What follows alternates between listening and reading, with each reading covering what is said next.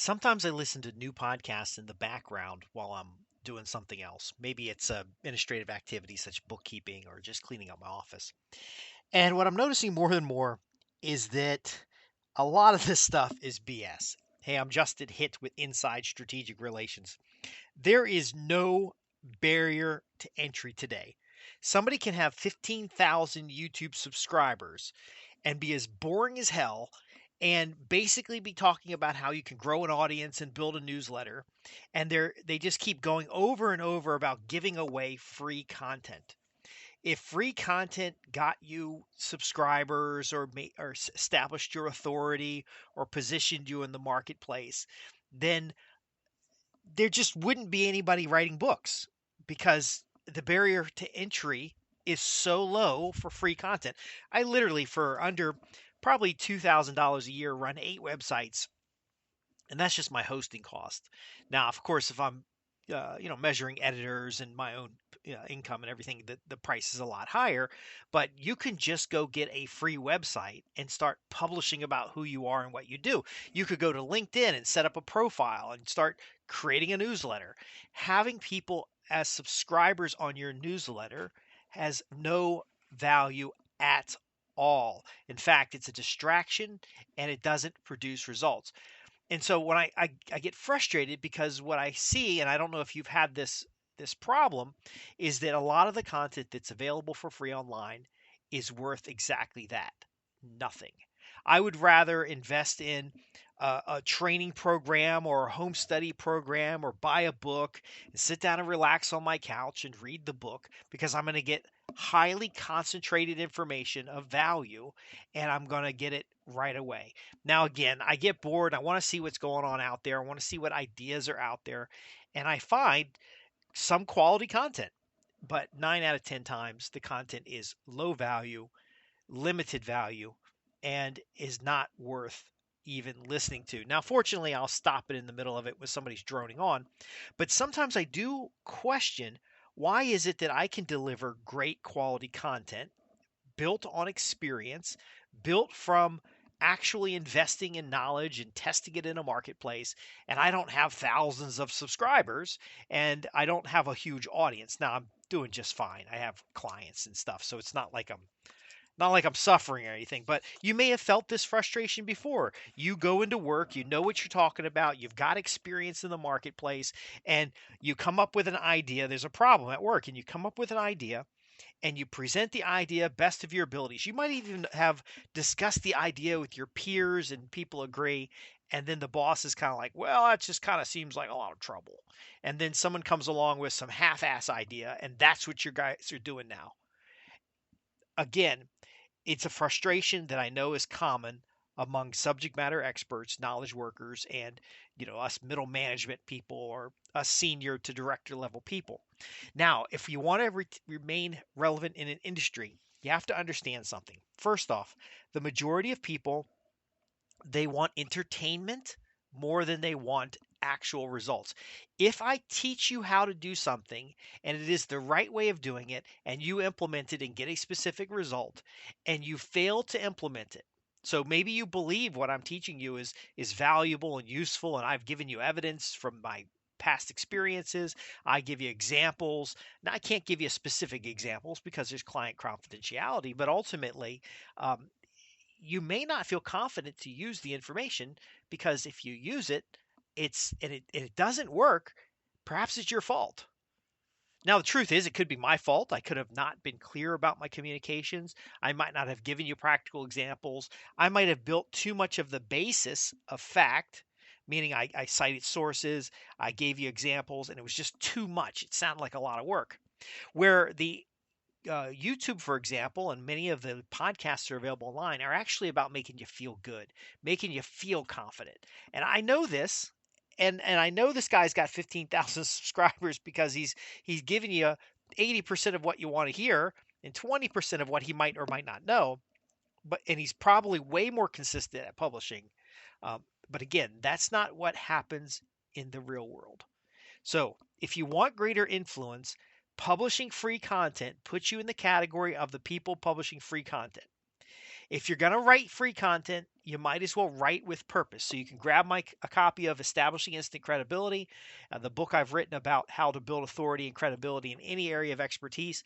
Maybe you write an outline, and then you write a series of articles to generate leads. So you're giving the articles away for free on different platforms to build a mailing list.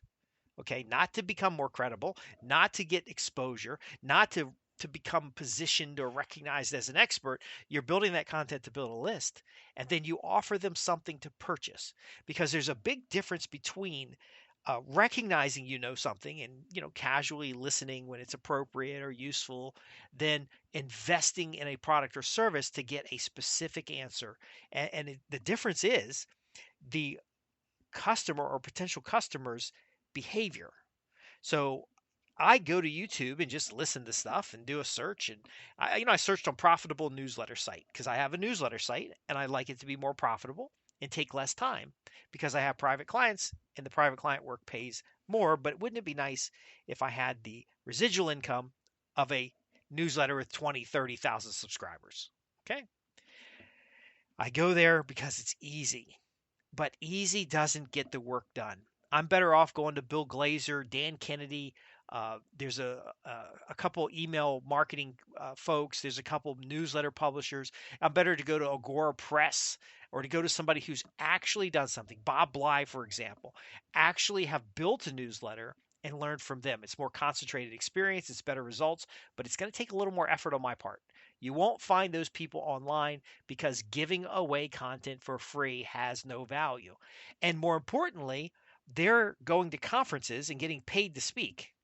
And so, why would you want to give it away if you can get paid for it? Um, there's some vulgar terminology I could use here about someone who gives it away versus getting paid for it, or just gives it away indiscriminately. But we will not go there. So, what's my larger point? If you want to be more influential in a marketplace, you've got to focus on advice from people who have experience. Focus on getting practical insights that you can implement. This is very important, that you can implement, that has a means of measuring the results. Throwing content up on a website and not having the means to measure is just going to end up being like journaling. Okay, so you might suddenly get popular. Maybe somebody's going to pick you up. But wouldn't it be better if you wrote for a local trade journal? What if you wrote for a trade association? What if you wrote inside the industry? Now, before I had newsletter subscribers, and for example, my contact manager is open right now. I got 4,500 people in the contact manager. And I can spend all day just following up with people who have inquired about the services that we offer, who's asked questions on the newsletter. I can develop content all day without having to go anywhere else. I have analytic systems in place to measure which content generates sales and which content generates leads and which content generates nothing at all. And I can make decisions on these things. But again, sometimes it just feels so much easier just to go and watch a YouTube video and get entertained and see what's out there, what's going on. Um, you're not going to gain influence in a marketplace. You're not going to generate the power that gives you sustainability and next career opportunity by getting subscribers who want free information. You've got to network with individuals who can make decisions. So that's going to be recruiters and hiring managers. You've got to build relationships with your peers so that when you have a solution, you've already predispositioned people to buy in and agree with your solution. Plus, you interact with people to find out and develop a good solution. You need critical thinking skills in order to kind of suss advice, whether it's good or bad. Because I can't even guarantee that my advice that I teach is good for you. You've got to be able to take it, test it, and then implement it accordingly. You've got to be able to do what is necessary to get results.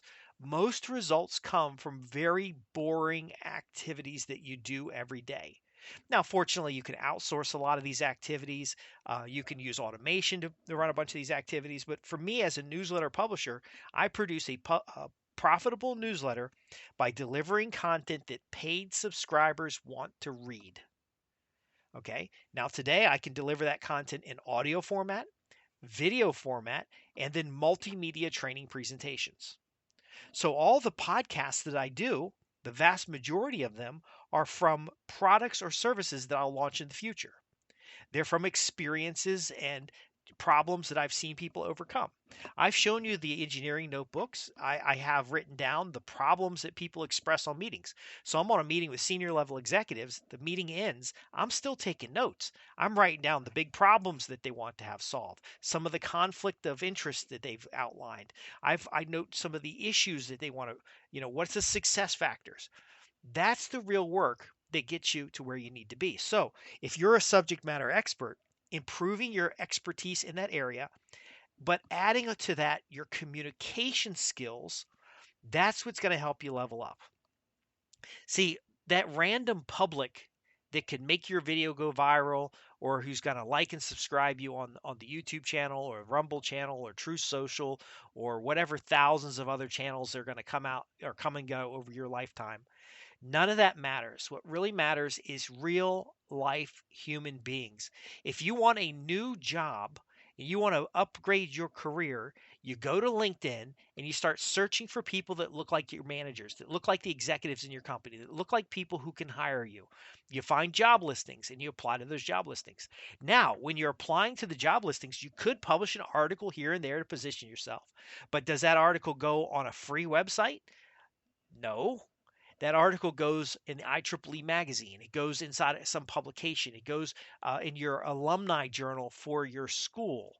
It ultimately goes someplace that has established credibility already, and then you syndicate that content with your target audience. So in my case, I'm a little bit beyond that, and I have a newsletter business. So slightly different. I am a subject matter expert, but I have a newsletter business that delivers a product. I take that product and reproduce it or reuse it inside of products such as books and resources. And the majority of my books, I will actually just send to hiring managers.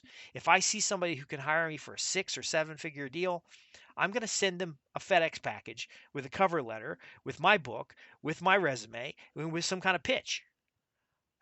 That's how you get career roles at top levels. I'm going to work with 50, 60, 70 recruiters over the course of a year to find out which ones are hiring contract work, which ones are hiring long-term work.